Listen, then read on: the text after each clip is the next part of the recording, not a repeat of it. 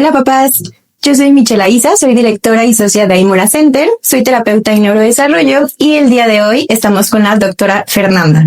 Hola a todos, yo soy Fernanda Falcón, soy cirujana dentista, especialista en odontopediatría y en frenillo lingual. Practicamos terapéutica láser, odontología humanizada y enfocada en vías aéreas y soy socia de la Valle Dental Group. Muchos papás creen que el frenillo solo afecta el lenguaje, pero platícanos, Fer, ¿esto es cierto? El frenillo lingual sí afecta el lenguaje, pero no es la única función que se puede ver alterada. El frenillo lingual es una bandita que tenemos de tejido debajo de la lengua. Esta banda de tejido une nuestra lengua al piso de la boca y estabiliza sus movimientos. La lengua participa en diferentes funciones: respiración, deglución, masticación, fonación y por supuesto también en la lactancia. Por lo tanto, cuando hay una restricción de movimiento o hay mucha tensión debajo de nuestra lengua, todas estas funciones que te acabo de platicar pueden verse alteradas. Yo como mamá, ¿cómo me puedo dar cuenta de que mi bebé puede llegar a tener frenillo? ¿Cuáles son las señales? Mira, todo esto depende mucho de la etapa del desarrollo en la que se encuentre tu bebé. Por ejemplo, hablando de lactancia, es muy importante considerar que la lactancia no debe doler. Algunas situaciones de frenillo lingual pueden llegar a pasar desapercibidos porque normalizamos mucho de los síntomas. Mamá podría llegar a tener grietas, podría tener algunas complicaciones mayores como mastitis, dolor, dificultades con el agarre. Bebitos podrían empezar a tener diferentes tipos de síntomas como chasquidos, derrame de leche, algunos síntomas digestivos por la aerofagia o que tragan mucho aire, como reflujo. En algunos casos, cuando también pasan estos síntomas desapercibidos, podría haber una dificultad para ganar talla y peso. Todas estas complicaciones que te cuento pueden derivar en que fracase una lactancia o que se haga a un lado la lactancia y se indique fórmula al bebé sin tratar el problema desde el fondo y continuar con el desarrollo sin que identifiquemos correctamente el frenillo lingual. Más adelante, dependiendo de la edad de los pacientes, más después del añito, ya cuando iniciamos la alimentación complementaria después de los 6 meses, podríamos tener dificultad para procesar alimentos un poquito más secos o fibrosos. Por ejemplo, la proteína animal. Son pacientes que batallan mucho para masticar y para deglutir este tipo de alimentos. Respiración oral, tener la boca abierta todo el tiempo durante el día o durante la noche no es normal. Roncar tampoco es normal. Y por supuesto la más sencilla de identificar, o que es más frecuente, es la dificultad para pronunciar algunos fonemas, ¿no? Como la R es la más común, exactamente. Pero para entonces, tal vez llamamos un poquito tarde. Lo ideal es que identifiquemos los datos de alarma desde edades muy tempranas. Una vez que yo como mamá ya identifiqué que mi bebé se le escurre la leche, que ronca, todos estos puntos importantes que nos acabas de contar, ¿qué es lo que sigue? ¿Tomamos terapia, la cirugía? Cuéntanos, ¿qué solución podemos tener? No todos los frenillos requieren cirugía, pero todos requieren terapia. Si notas algunos datos de alarma como los que acabamos de mencionar, lo primordial es comenzar por una evaluación. En esta evaluación vamos a identificar, por supuesto, la parte anatómica, que es cómo se ve el frenillo, pero además también hay que evaluar cómo funciona esa lengua. Si nuestra lengua tiene una restricción de movimiento importante de acuerdo a ciertas pruebas que hacemos en consulta y además tiene características anatómicas restrictivas, pues entonces sí, se puede optar por un corte. Hay diferentes tipos de frenillos, hay diversas clasificaciones. Yo te diría que lo importante es no basarnos solo en cómo se ve nuestra lengua. Es importante también hacer una evaluación funcional y multidisciplinaria. Con base en esta unión de diferentes piezas del rompecabezas es que tomamos la decisión de sí o no hay que hacer cirugía, y dependiendo de la edad de cada paciente determinamos cómo se hace el abordaje. Ok, Fer, mi bebé entonces pasa por una evaluación multidisciplinaria. Cuéntame, ¿existen diferentes tipos de frenillo? ¿Cómo es esta evaluación o para llegar a la decisión de la cirugía? Mira, dependiendo de la edad de nuestro paciente, podemos aplicar diferentes herramientas con las que buscamos evaluar qué tan alteradas están las funciones que está cumpliendo nuestra lengua. Hay herramientas que nos permiten evaluar la forma, la función y qué tan afectada está la lactancia. Hay otras más enfocadas en el lenguaje y en la estructura anatómica de nuestra lengua. Y por lo tanto, también hay diferentes clasificaciones. Una de las clasificaciones más sencillas y comunes que podemos utilizar es una clasificación descriptiva en la que vamos evaluando los frenillos tipo 1, tipo 2, tipo 3, tipo 4. El Frenillo tipo 1 es el que está pegadito a la punta de la lengua, el que se ve como de libro, que encuentras en todas las imágenes. Frenillote. Sí, exactamente, en internet o en los libros. El frenillo tipo 2 sí nos da una lengua un poquito más cóncava, pero está un poquito despegado de la punta de la lengua, pero todavía no está en el segundo tercio de la lengua. Okay. Frenillo tipo 3 y tipo 4 son los que están de inserción posterior, o sea, más hacia atrás en nuestra lengua, siendo el 3 como el segundo tercio y el 4 ya está mucho más atrás. Y estos son menos visibles. Son menos visibles y justo para poder detectarlos, en ocasiones hay que hacer una maniobra de elevación de la lengua con el objetivo de poder verlos y además poder evaluar qué tanta tensión hay. Estos frenillos también pueden llegar a tener componentes submucosos que están sumergidos en una telita mucosa y todavía pueden generar un poco más de tensión. Entonces, no podría decirte que es regla que solo cierto tipo de frenillos de acuerdo a la clasificación requiere cirugía, más bien todos en algún punto pueden requerir cirugía dependiendo de cómo funcionen en la lengua de nuestros chaparritos. Desde luego que los tipo 1 y tipo 2 tienen mayor índice, ¿no? de indicación de cirugía.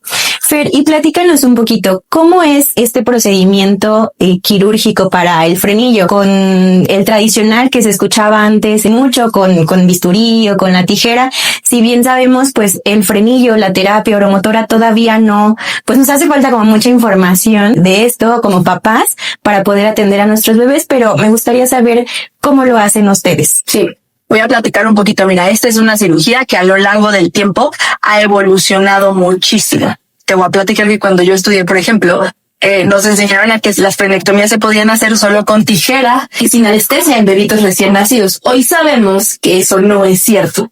Hoy sabemos que tenemos que hacer un adecuado manejo del dolor con un plan individualizado para cada paciente según el rango de edad. Y que la cirugía láser nos puede dar muchos beneficios. Hay diferentes tipos de frenillos, como te decía anteriormente, y desde luego que no todos los frenillos son candidatos a operarse con tijera. En realidad, esta es una práctica que cada vez está más en desuso. Nosotros en la clínica recomendamos la cirugía láser por múltiples razones. Uno, por el tiempo y la calidad de la recuperación en el postoperatorio de nuestros pacientes. Los cortes que hace nuestro láser son muy respetuosos con los tejidos. 2, el control del sangrado. El láser nos permite ir cauterizando la herida a medida que se hace el corte. Además que queda una herida estéril, sin riesgo de infección, tampoco hay un flujo de sangre abundante. Y entonces eso nos da mucha seguridad para nuestros pacientes. La frenectomía lingual láser, acompañada de una correcta rehabilitación neuromotora, es lo que da mejores resultados para nuestros pacientes. Platicábamos hace un rato de la cirugía y la importancia de la terapia. Yo tengo una duda, ya tuvo la cirugía mi bebé. ¿Qué tan importante o cómo impacta si sí toma la terapia o si no tomamos la terapia? Es indispensable que para que tengamos un buen pronóstico de nuestra cirugía, nuestro paciente tome terapia antes y después del procedimiento. Generalmente les digo a las familias, es mejor que ni siquiera lo operes si no piensas tomar terapia. Es un pilar en nuestro tratamiento. Cumple varios objetivos, como preparar los tejidos para el procedimiento y la rehabilitación de la función de nuestra lengua. Además, que nos ayuda a evitar la reinserción, o que como comúnmente decimos, que se pegue de nuevo nuestro frenillo, porque eso es motivo muchas veces de una reintervención.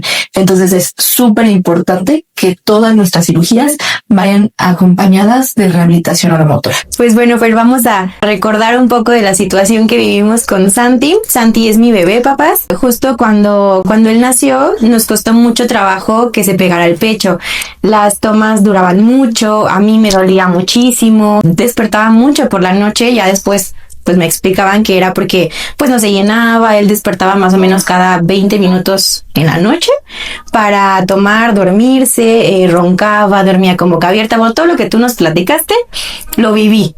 Y justo yo tardé 1.5 meses en dar como este paso de llegar contigo para que nos ayudaras en este proceso, por miedo. Falta de información a lo que es la cirugía. Yo pensaba que la recuperación iba a ser muy tardada, muy dolorosa, y pues claro que como mamá quieres evitar todo este proceso para tu bebé. Platícanos un poco, ¿cómo fue para ti del otro lado el proceso de Santi? ¿Cómo es con los otros bebés la cirugía, el tiempo de recuperación? Pues todo lo que tiene que ver con la cirugía? Sí, Mitch, pues tú sabes que tenemos la oportunidad de acompañar a muchas mamás y papás, a muchas familias en este proceso, y que si bien la cirugía de frenillo lingual es considerada un procedimiento menor, es un procedimiento rápido, ¿no? Tenemos un gran equipo que nos apoya a que estos procedimientos sean de volada, pero no deja de ser una cirugía. No podemos minimizar la experiencia emocional de nuestras familias. Entonces, así como sucedió con ustedes, yo sé perfecto que estar del otro lado es sumamente complicado. Entonces, lo primero que les platico es que debe haber un equipo que les dé no solo acompañamiento en cuanto a todo lo que tiene que ver con el procedimiento quirúrgico, sino hasta un poco de contención emocional, que eso es algo que buscamos mucho, ¿no? Acompañar a las familias para que pase el trajito amargo de la forma más llevadera posible. La recuperación en realidad no es muy larga. Depende un poco de la susceptibilidad de cada bebito, pero en promedio siempre les digo a mis familias son de 3 a 5 días, en el que en bebecitos es normal que estén un poquito más lloroncitos, que estén un poquito más incómodos. Esto sí depende de la susceptibilidad de cada paciente y también dependiendo de la cirugía que se lleve a cabo. Algunos chaparritos también requieren liberación de frenillo maxilar o labial, ¿no? Entonces algunos chaparritos la pasan un poquito más incómodos. El procedimiento se puede llegar a hacer en consultorio o en quirófano bajo sedación.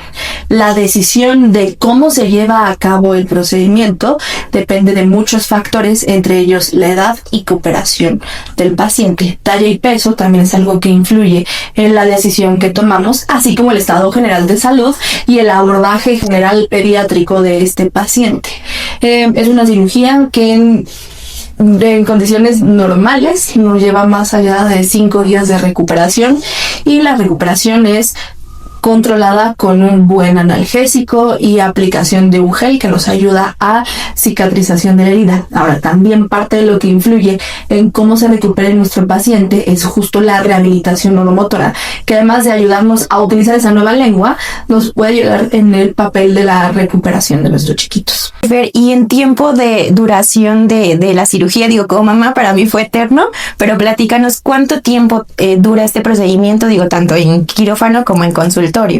Es un procedimiento que dura máximo 10 minutos. Desde luego que hacerlo en quirófano nos toca nos lleva un poquito más de tiempo, porque hay que considerar el tiempo de sedación antes y después del procedimiento. En promedio 20 minutos, media hora, y sin sedación en consultorio es un procedimiento que solo con anestesia local nos toma 10 minutitos. Si has notado que tu bebé tiene alguna de estas señales, contáctanos para agendar una valoración multidisciplinaria y acompañarte en el proceso. Te dejamos nuestro contacto y nuestras redes sociales aquí abajo para que puedas comunicarte.